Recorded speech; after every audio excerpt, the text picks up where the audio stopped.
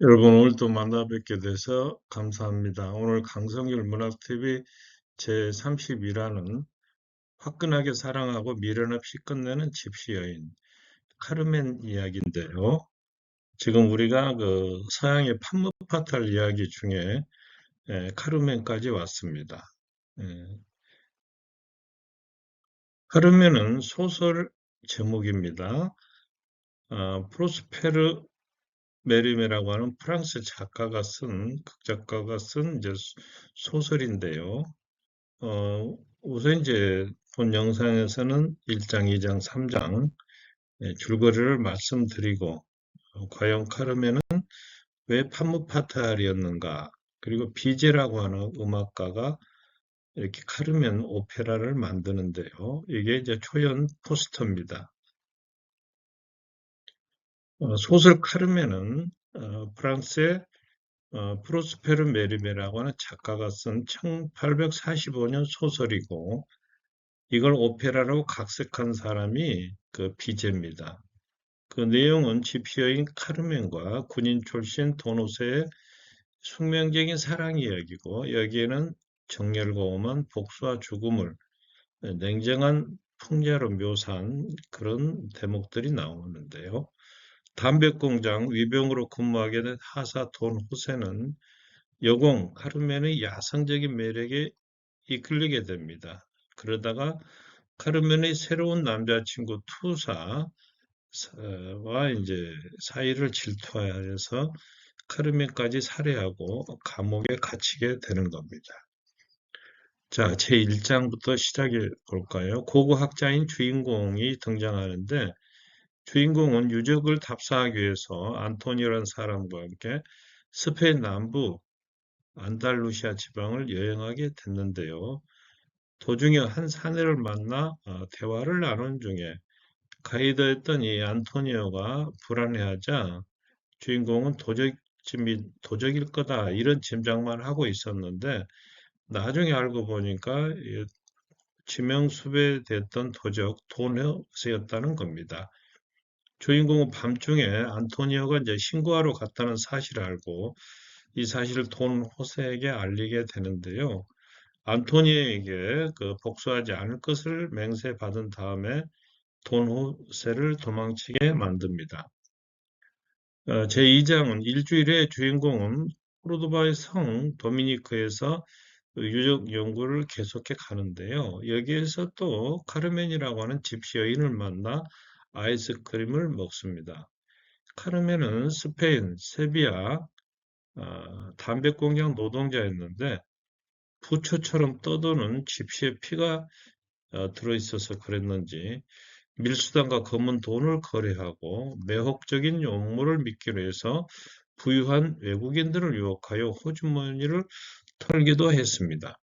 카르멘은 남편이 범죄를 저지르고 감옥에 갇혀 있는 동안에도 수많은 남자와 바람을 피우고, 그러면서도 티끌만큼의 죄책감도 느끼지 않는 그런 여인이었습니다. 그리고 마음에 들면 즉시 애인으로 삼아서 몸을 쏟고 화끈하게 사랑하고 미련 없이 끝내는 것. 이것이 바로 카르멘식의 사랑과 이별 방식이었던 것이죠. 카르멘은 주인공의 시베를 보고 미래를 읽어주겠노라고 집으로 유인해서 빼앗으려고 하는데, 갑자기 돈 호세가 들어와서 카르멘과 다투기 시작한 겁니다. 카르멘은 돈 호세에게 목을 베는 신용을 하면서 주인공을 살해하라 이렇게 암시를 주는데요. 주인공이 누군지 자기의 은혜를 베푼 사람인지 알아본 호세는 그를 데리고 집 밖으로 나갑니다마는, 주인공은 나중에 시계가 없어졌다는 사실을 알게 됩니다. 몇 달 후에 주인공은 돈 호세가 교수행에 처해진다는 사실을 알고 그를 찾아가는데요.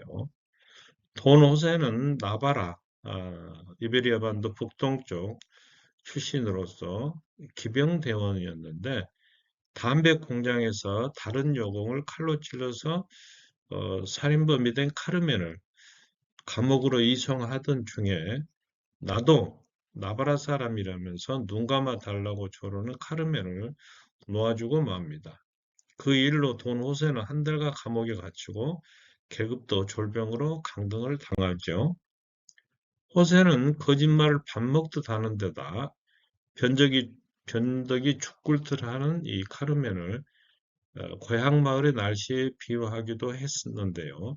이 나바레 지역의 그 날씨는 이게 이제 피레네 산맥인데요. 프랑스와 스페인 사이를 가로지르는 국경인데 이 영향을 받아서 그런지 높은 곳은 여름에 시원하고 대서양에 인접해 있는 북부 지역은 연중 온난하고 습기가 찬 불규칙적인 그런 기후를 보이고 있었습니다.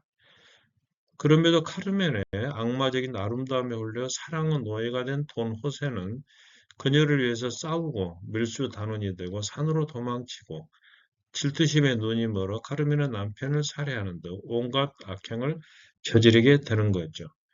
출감 후에는 어떤 장교와 함께 있는 카르멘을 보게 되고 이 돈 호세는 장교를 죽입니다. 그리고 카르멘의 도움으로 도망을 쳐서 도적으로서 인생을 살아가는데 그러나 카르멘은 이미 도적단의 일원인 가르시아와 결혼한 몸이 되어 있었습니다. 질투 끝에 돈 호세는 카드노를 하다가 가르시아에게 시비를 걸어서 그를 또 죽이고 이후 도적질 하다가 두목 단카이로도 죽고 자기도 중상을 입기도 합니다. 카르멘은 그를 정성껏 간호하지만 그러나 그녀는 피카도로 이렇게 투사 중에서도 소를 이제 창으로 찌르는 투사인데 루카스란 사람과 친밀하게 지내게 됩니다. 이 돈 호세는 카르멘에게 나와 함께 미국으로 가서 새 인생을 살자고 애걸 하지만은 이렇게 애걸 하면서도 이 돈 호세는 그 여자로부터 떠날 엄두를 내지 못하고 있었습니다. 반면에 돈 호세와의 불꽃 같은 사랑이 진부한 일상으로 바뀐다는 사실을 깨달은 카르멘은 바람둥이 기질이 발동해서 또 잘생기고 야성적인 투사와 새로운 사랑에 빠지게 된 겁니다. 돈 호세는 그녀가 마음을 돌려서 자기의 뜻을 따르기를 바랬고 그게 아니라면 차라리 도망치기를 바랬지만 카르멘은 살해 협박에 겁을 먹기는커녕 돈 호세가 선물한 반지를 땅바닥에 던지면서 이렇게 소리를 치는 겁니다. 당신은 내게 홀딱 반했어. 그래서 나를 죽이려 들잖아. 하지만 나는 너를 사랑하지 않아. 너와 함께 살고 싶지 않아.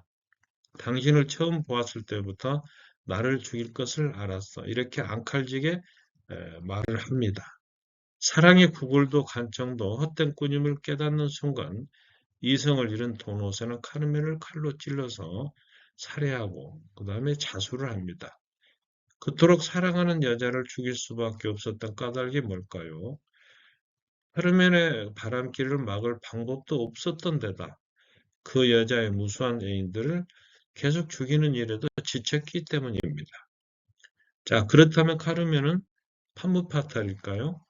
순정적인 남자 돈 호세를 흉악한 살인범으로 만든 카르멘은 남성의 욕망이 빚어낸 매혹적인 몬스터, 괴물이었을지도 모릅니다. 신비스럽고 불길하며 사랑스럽고 악마적인 판무파탈의 본보기라고 할 수도 있겠는데요. 카르멘은 본능에 충실하고 욕망의 부름에 따름으로써 영원한 판무파탈의 전형이 되었던 겁니다. 그래서 이 철학자 니체도 카르멘에게 애착을 느낀 까닭이 사회적 금기와 계율, 윤리, 도덕을 뛰어넘어서 불꽃처럼 뜨거운 인생을 살다간 여성이었기 때문이다. 이렇게 볼 수가 있습니다. 다음으로 비제 오페라 이제 카르멘인데요. 프랑스의 작곡가 비제 역시 카르멘에게 매료돼서 소설이 출간된 지 30년 후에 오페라 카르멘을 초연하게 됩니다. 이게 포스터인데요. 인지도 면에서는 오늘날에도 이 소설보다 비제 오페라 쪽이 더 높다고 할 수 있습니다. 1875년 3월 3일 파리 오페라 코미크 극장에서 초연을 했는데 그럼에도 많은 비난과 욕설을 듣게 됩니다. 마지막 사막이 끝났을 때는 대다수의 관객이 극장을 떠난 후였는데 왜냐하면 카르멘의 자유분방한 행동이 비도덕적이라는 평이 있었던 것이죠. 온 가족이 함께 관람하는 오페라에서 소수 민족인 집시를 주인공으로 해서 살인으로 막을 내리는 막장 오페라는 불편할 수밖에 없을 거라 그런 얘기입니다. 이 사진은 최근에 로마에 가면은 그 흔히 만나는 집시 여인들 사진인데 우리가 생각하는 낭만적인 모습과는 좀 거리가 멉니다. 19세기 프랑스에서 어떤 편견과 차별이 있었을까요? 집시와 여성 노동자가 차별의 대상이었는데 카르멘은 바로 이러한 특징을 모두 안고 있었습니다. 집시였죠. 오늘날에도 우리나라에서 다문화 가정이 또 얼마나 좀 차별을 받고 있다는 그런 소식이 있지 않습니까? 또 여성이었어요. 또 경제적으로는 하층민이었습니다. 당시에는 하위 계층의 투쟁으로 부르주아와 갈등이 무르익어가는 그런 상황이었는데 이러한 때 집시 여성이 차별과 불평등의 고통을 호소하며 자유를 부르짖는 오페라를 본다는 것은 불쾌한 경험일 수밖에 없었다. 오늘날에도 남녀 간에 여러 가지 차별이 존재하지 않습니까? 자, 오페라 카르멘이 초연된 이후에는 어떤 일이 있었을까요? 카르멘이 초연된 이후 석 달 후에 비제가 사망을 하고 맙니다. 물론 사망 직전에 빈 궁정 오페라에서 공연이 결정되고 여기에 계약서에 사인도 했지만은 아마 마음고생이 심했지 않았을까 이런 추측을 할 수 있고 공연은 대성공을 거둡니다. 브람스와 그 바그너 당시의 음악계 라이벌들이 모두 오페라 카르멘을 격찬할 정도였고 이후에 브뤼셀, 상페테르부르크, 러시아의 당시 수도였죠. 미국의 뉴욕 같은 이런 도시에서 계속 상연이 됐습니다. 특히 독일에서 큰 인기를 끌었는데 그 유명한 독일 총리 비스마르크는 27번이나 이 오페라를 봤다고 합니다. 철혈제상이라고 그러죠. 철과 쇠와 피, 군비 확장을 주장한다는 뜻인데 독일을 통일한 위대한 정치가였습니다. 오늘날 대중인지도 면에서 최고의 오페라가 돼 있는데 그 까닭은 그 주제가 삶의 고통에서 해방되고 자유를 보장받는 사회를 원하는 하위 계급의 소망과 맞닿아 있기 때문이다. 이렇게 볼 수가 있습니다.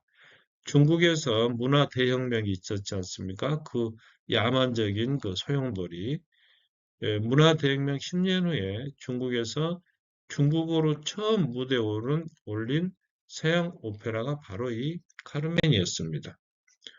오늘 이야기를 정리해 드리도록 하겠습니다.